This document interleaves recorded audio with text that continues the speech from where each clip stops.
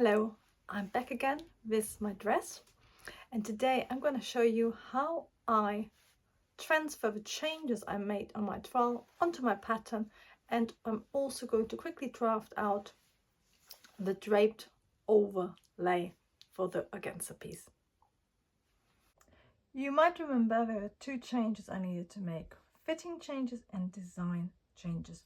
I'm going to do the fitting changes first. The fitting changes are that I need to take off some of the width. So I'm just going to double check I've had the exactly correct seam allowance, which I did. And stuff like that is always important because I ironed it over, so I just want to double check it's not slightly wider or narrower, because with a style like that, that really matters. So at the top I want it to be 18 centimeters, and at the bottom I'm only taking it off a tiny bit, so that would be around 17 centimeters. The other fitting change I needed to do is that I realized that once I've curved my armhole, I wanted it just half a centimeter tighter in this area. So I just need to take off 0.25 either side of my dart, and that straight away, because the dart is sort of in the middle of it. I could of course do a new slash line, but I might as well do it off the dart. So I'm going to do that first, which is straightforward. Actually, let's use a pen. So at the moment I need to take off 2.5 centimeters, so an inch. So I could either chop it all off at the back, but I think that's going to pull back my side seam, which I don't want. So I'm actually going to take it off in 3 places, here, here and here. So I'm first of all going to take off probably just, but I'm going to take off 0.75 in all 3 places, and that's going to give me a really equal thing. Here it's slightly trickier to mark because I've got the weird angle, which I'm going to change of course next. So on here, can you see I've got a really curved seam at the front compared to the back, which is of course to do this at the front they have the bust, so often our side seam at the front is slightly shaped to accommodate the bust. However, one of the reasons I have that I haven't got a very big bust, and it's changed and become smaller, which is why my block, which fit me perfectly about 3 years ago, now is slightly too loose. So I'm just going to take off some at the front, and then I'm going to take some off at the side seam. But can you see I sort of curved it back so it meets the original side seam? The reason for that is that here, just double check, at the bottom I need to take off a lot less.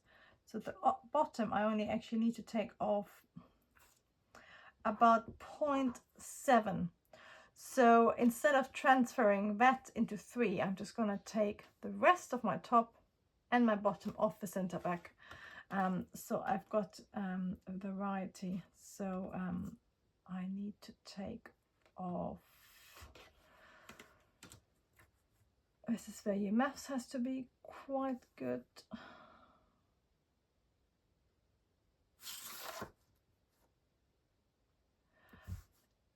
So at the top I still need to take off 1.1. At the bottom I only need to take off 0.7. So if I did that completely, I would end up with a slightly wonky side seam and center back seam, which I don't want to sort of mess around with it. So what I'm going to do at the center back, I'm literally just going to take off the bottom change, so the change I had to make at the bottom equally, so which means my center back is exactly the same. It's still I'm completely straight, which means it won't, I don't have to redraw this line. And also I know, like for example, if you had a very concave back, you might actually have to do your shaping on the center back, but I know my shaping issue is around this area more. I pinned it at the back, but it sort of feels loose around this area if I don't pin it. So all I'm now going to do is I still got about 1 mil I need to take off at the bottom, or actually a bit more, 4 mil. So I'm going to take that off here and just curve it back. So changes like that, of course, you can just chop it off all in one place, or you can chop it off in different places. What will happen now, of course, because can you see this is much higher up, if I walk my pattern back, it's actually going to be like this. It's going to be much lower, but that's fine, because what I can now do is fold it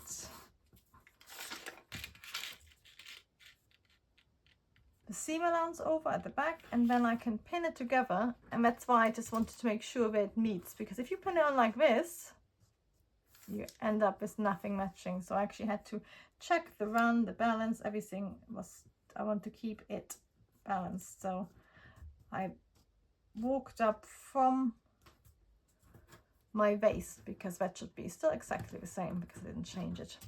Okay, so we've now got our fitting changes nearly done. I now just need to take off half a centimeter completely at the side, which means it's just 2.5 millimeter, which is of course impossible to do. So I'm going to do this 2 either side.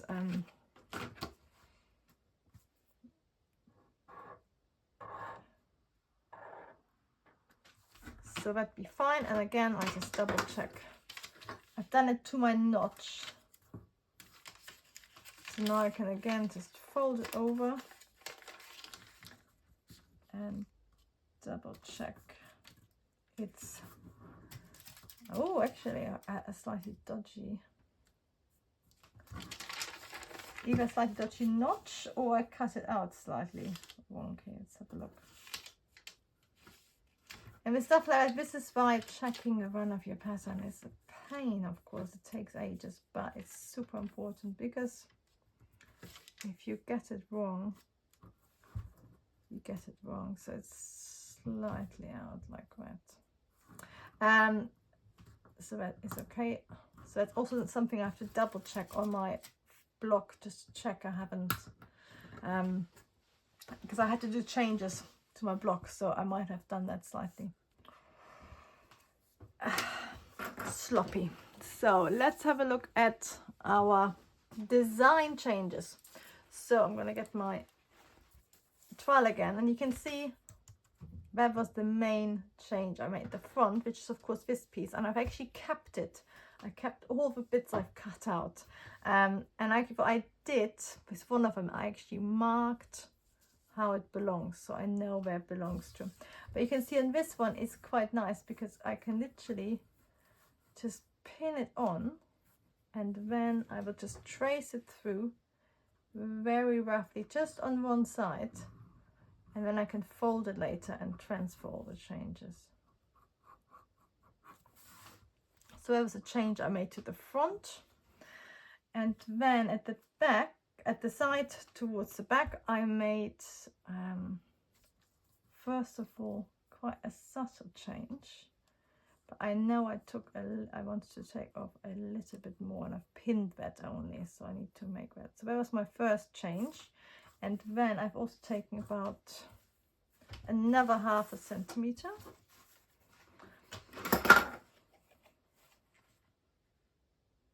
This is why it's so important not to sort of worry too much about your trowel, and to actually treat it as a paper pattern. So I can now, I'm going to keep this at the right angle, because that's always quite pretty. And then I can just now create a really nice curved armhole, and you can see I'm sketching it in, but then I will draw the seam allowance, of course, with a pattern master or with my ruler to make sure it is completely straight and not wobbly. And I can now also draw in that curve like this. So this is my front. At the moment I've done it like this, but of course I'm gonna put in a thin strap, so I'm probably, when I'm stitching it, I'm gonna stitch it slightly like this, so these are chopped off ones, so say 3 or 4 millimeters across. So these are my main design changes I made. I'm just gonna double check whether there's anything else I forgot. No, and always do double check, because you might have made a note somewhere, and I've marked my strap position already, so that will be ready to go. So this is my pattern. I'm now gonna quickly fold this in half and then add the seam allowance, and then I can do my quick draping detail. I've now got my perfectly fitting underbodice. The back, I'm gonna have the Organza Overlay just flat. I don't want to mess around with it, so I'm gonna have an under plus an organza, and of course I've got a pair each. On here I want to add designs. I'm going to have one pair in under, actually only one in under, because this is not on fold, it's the whole thing. And then at the front, the organza layer, I want to design roughly like this, because I think that's going to contrast nicely with my skirt. So I'm going to do 2 lots of pleats basically. So all I'm going to do is our basic dart manipulation, and I'm going to transfer half of all my shaping into my center front, and then the second half I'm going to transfer halfway through like this. So I'm going to get a new piece of paper and quickly do a bit of cut and slash, and basically, instead of having all the volume here, I'm going to move it into 2 pleats there. Rather than doing a traditional cut and slash, I'm cheating. You can see I've traced around my original garment, original pattern, visit pin shut, because I know all this volume is going to stay down here. It's just going to move slightly towards center front. So I've done this all I now need to do is, because I want to transfer this volume across, so half my dart, and I'm going to measure half.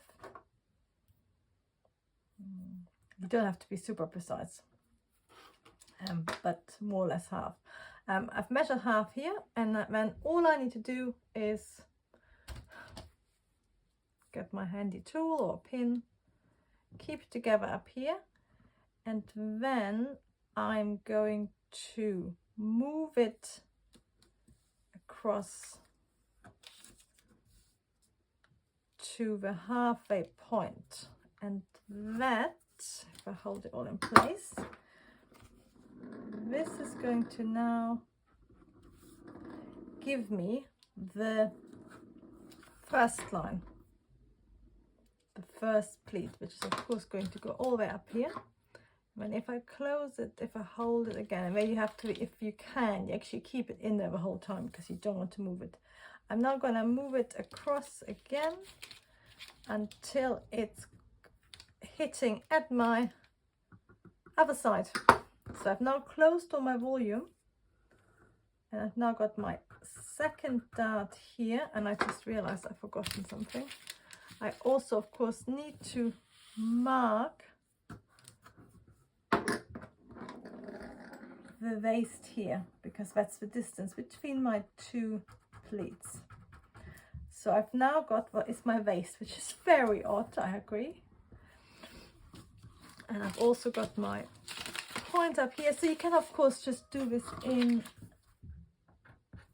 cut and slash as usual, but this is just a little bit faster. But you have to be you have to basically do all the cutting and slashing in your head. And so I'm just roughly tracing them in, but they might end up looking a little bit different. This is just to help me work it out. And can you see, actually we're roughly the same size, so that's a good starting point. That's where you can see whether you've done it, whether you're on the right track. They shouldn't be completely different in size. And I'm just gonna quickly add my seam allowance, because all I'm now going to do, I'm actually going to open it up completely, because I now need to work out how it's going to look when it's shut. So all I'm doing is pleating my seam shut. And I know also this is where this has to be rough, this has to be a 90 degree to begin with. So I'm actually pleating it, but also checking that I'm not suddenly ending up with a really weird angle. So I'm pleating it shut like that. So that is great. And then I can do exactly the same for the second one.